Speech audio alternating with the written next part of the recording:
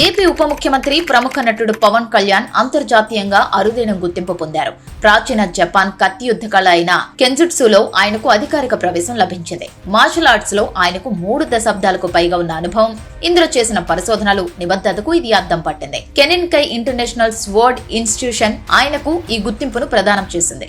సినిమాల్లోకి రాకముందే Pawan Kalyan martial arts తో తన ప్రయాణాన్ని మొదలుపెట్టారు. చిన్నప్పుడే కరాటే, ఇతర యుద్ధ కళలలో శిక్షణ పొందారు. సాంకేతికంగా అత్యుత్తమ స్థాయికి చేరుకున్నారు.